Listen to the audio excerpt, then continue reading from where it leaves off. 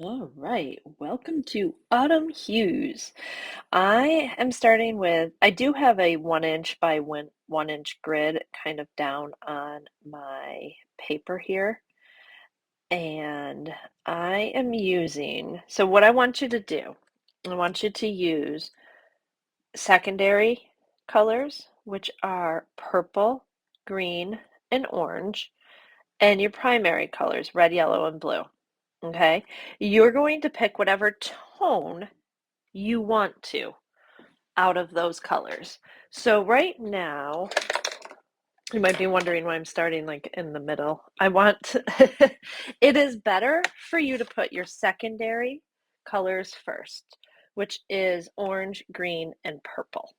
Okay, my purple is the Imperial Purple. My green is green Apatite, and Aussie Red Gold is my orange. Okay, so I'm putting it on the top row and the first column. You see how I'm kind of putting those colors in, and then where they meet, right? Green and green, because we bring the colors in, right? That's how we're blending them together. We've done this before, but if you've never done this, I want you to understand if I mix green with green, all right, see where it meets on the grid? It's straight up green. So I just knock that out of the way to begin with.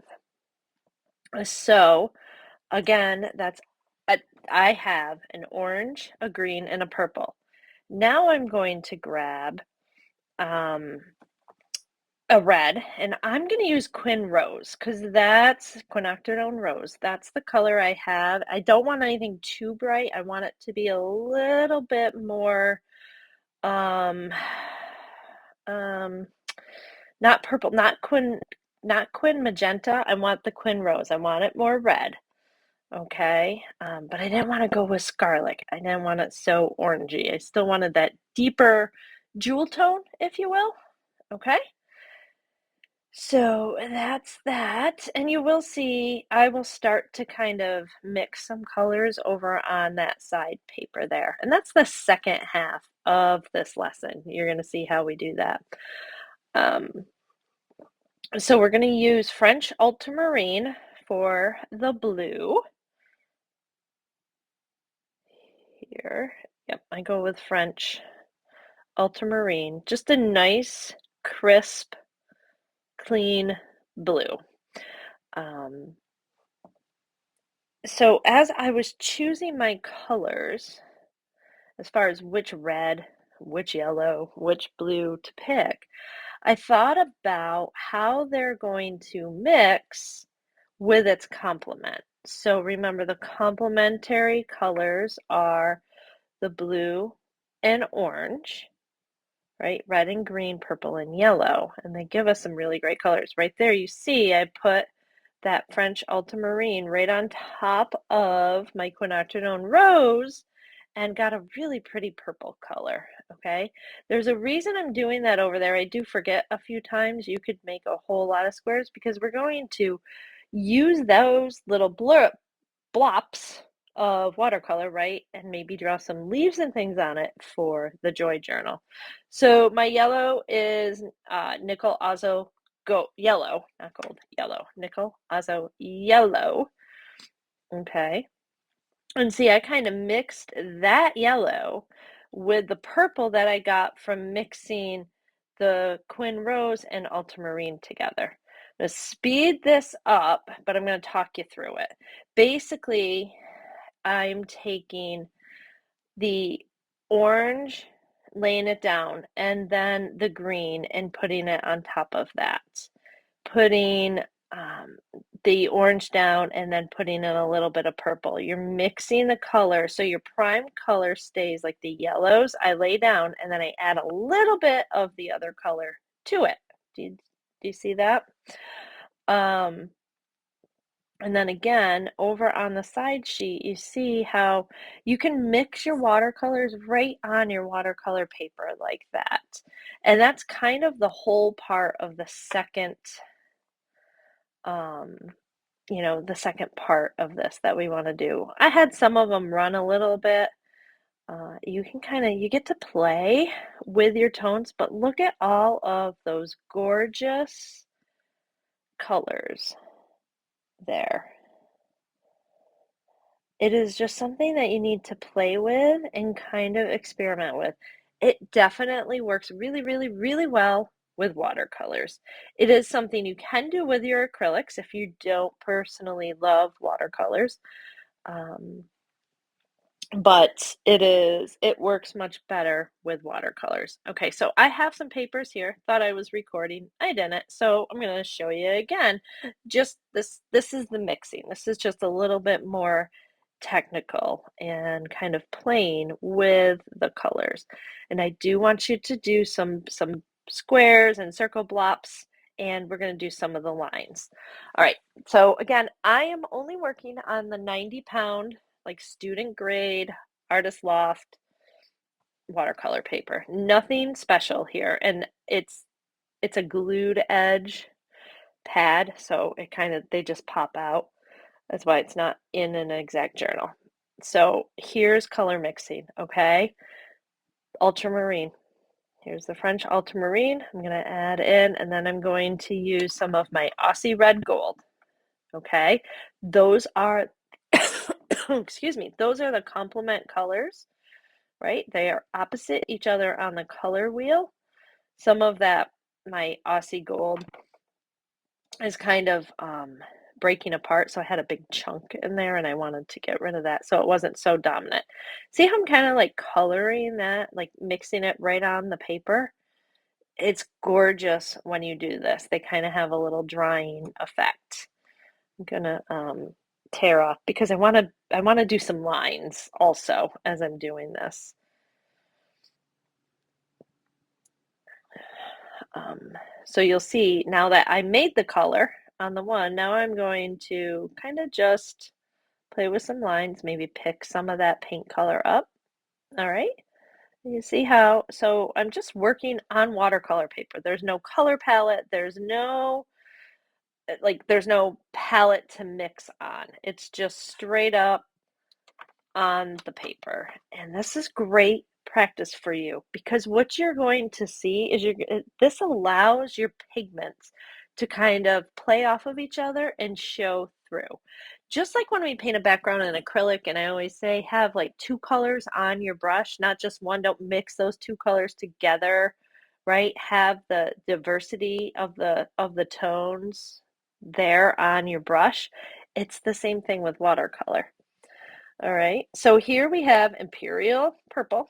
So I've got my purple color, kind of rinsing that off, and I'm going to go into my yellow. Okay, again, the opposites, the complement on the color wheel, purple and yellow. This makes like one of my favorite colors. It's almost like a burnt umber. Um, and of course, all of the variations of these colors change depending on how much, in this example, purple versus yellow you use. I loved the way this color came out. I have like a little streak of purple in those lines as I'm painting, and I just was loving the way that it looked. And so when you look at the left, it looks like, oh, you've kind of got a couple of brown blobs there. But when you look at the right and how it's coming out on the stripes, right, and kind of just playing there, those colors are really gorgeous together. Okay. Now, the colors I'm mixing on the left, I'm kind of keeping things somewhat the same in this one for my stripes to be kind of close. This is the rose. Um, And because I'm doing that, oops, I thought I was going to take the green to do the complements, but didn't. I took orange, which is another one of my favorite colors. This is going to give a little bit more brightness, but it's still a muted tone. Okay, when we mix these colors together, we kind of mute them out. They're quite fabulous. Um, See how, so on the left, I've got these bold squares of color, but we're gonna draw like leaves with white or gold pen in there, or acorns, or whatever you want to draw. It's almost like we're starting um, our bits pieces, but without drawing and then painting in or painting in an exact shape. We're just kind of putting the square circle blob down and using that to get the color. Look how those are the only three colors I've used are the colors I've mixed on the stripes. Look how cool it's looking. I just love it. Love, love, love it. All right, depending on how much water I add, all the things. Okay. So it looks like I'm grabbing the green. It's a pretty deep, mossy green I used. I kind of really love it. And let's see. I don't remember what color I exactly mix it in with here. Yep, so this is the opposite. So this is the third complementary color mix. When you need to dull a color down, when you need to add a shadow, um, when you need like a deeper version of the color you're using, you mix it with the opposite color on the color wheel. And that is going to give you your muted tone, okay? And it's always dependent on how much you add. I only added a little bit of red, so it's definitely more predominantly green, but look how gorgeous that is. Again, all lined up with those kind of stripes and some. Do you see how I'm kind of keeping some of the bold and then I kind of wash some of it out? It's really fun making papers this way. And I have you making kind of a stripey because it may or may not be a woodland animal or fairy door on your one of your pages. Just saying. All right, so here's the yellow. I don't like in the fall tones, I try to go with a deeper yellow. Okay, lemon yellow and green makes and blue makes some of my most favorite colors, but they're a little too bright. So I went with the nickel Azo Yellow to get a little bit of a deeper tone. And then I mix that with that rose, and it's such a pretty orangey red color, right? Because the red's going to be a little bit more predominant than the yellow. Again, depends on how you mix them together. And just let your colors, notice that I'm going over the colors that I already have there. It's watercolor, it's thin, it's dry by the time I'm going back in with color. Kind of let those overlap a little bit so that you get even more layer and tone underneath. I recommend doing this with a few times, just kind of have fun. Just play, but stick to only those six colors that we started with, okay? Make sure that every color you have, every line swatched, every square circle swatched out is a mixture of two colors, and it's one of those six that you chose, okay? There's no pinks, there's no teals, um, in here. If all you have is a crayola watercolor palette, you have it. You have all the colors you need. You're not you're mix that green with that red. It's going to be beautiful. Um, oh, this was the purple and the orange, and that's a really pretty color too. So I'm going to speed up again so you can kind of I'm hoping that you understand the concept of how I want you to kind of mix your tones together. And remember, every color, like if you have six colors, that's going to determine the colors that you've mixed together.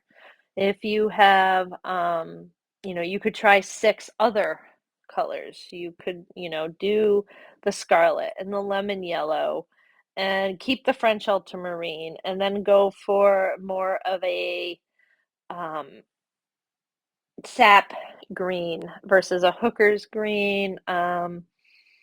a lighter purple, and maybe a more robust orange instead of something that's so gold.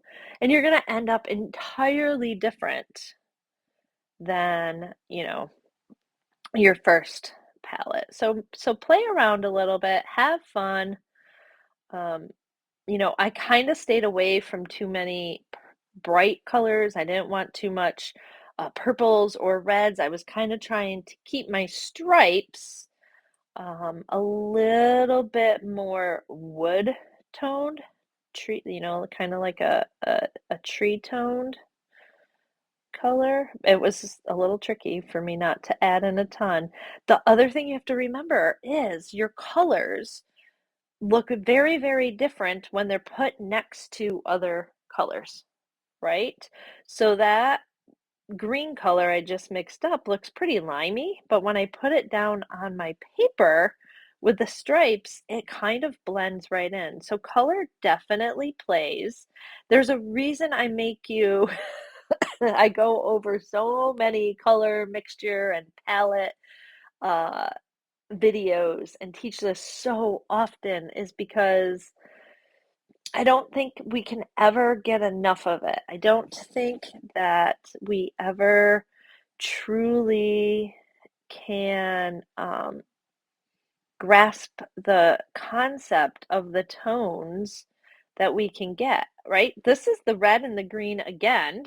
Just I did that already, but I put the green down first. This was adding a little bit of the green to the red, and look at that. It's got like a purpley green tone, brown. It's gorgeous. It's absolutely a gorgeous color, and it was the little bit of pop that I needed in my stripes. So again, you could never really replicate the same color again without measuring out everything and knowing and but you can get pretty close knowing if you put, you might like red and green mixed together, but you like to add a little bit of green to a lot of red and not so much the look of a little bit of red to a lot of green. All right, you're gonna kind of just learn what you love. All right, what do we do for the very last? Oh, I grabbed straight up purple. It's because I had a little bit of a purple line in there, and I just loved it. So, see, sometimes you can break the rules. We make the rules so we can break the rules, said, I think that's Picasso. I'm pretty sure that's Picasso. It could have been Dali, but I'm pretty sure it's Picasso. He's quite a rule breaker. All the artists are. All the artists were definitely the greats. That just makes my eyes balance a little bit more. All right.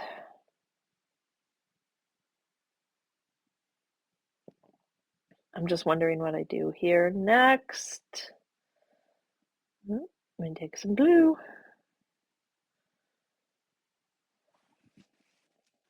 It's really fun mixing color right on the paper too. You can make notes, if you want to do a reference sheet in your artist journal, like we did last year, right? That journal that you keep when you take lessons, courses with people. You want to kind of take notes from the lesson. You want to do what's being taught so that you can really grow uh, from that lesson. It's just like being in school, my friends. It really is. You got to take notes. You got to kind of embrace the craziness. That was kind of just a plain blue and it was really bugging me. It's watercolor. So as soon as I take a little bit of a wet brush on top of that dry watercolor, it mixes in beautifully. And now I've got a really pretty greeny blue teal kind of color. Super pretty. All right, my friends. So have fun, make lots of them.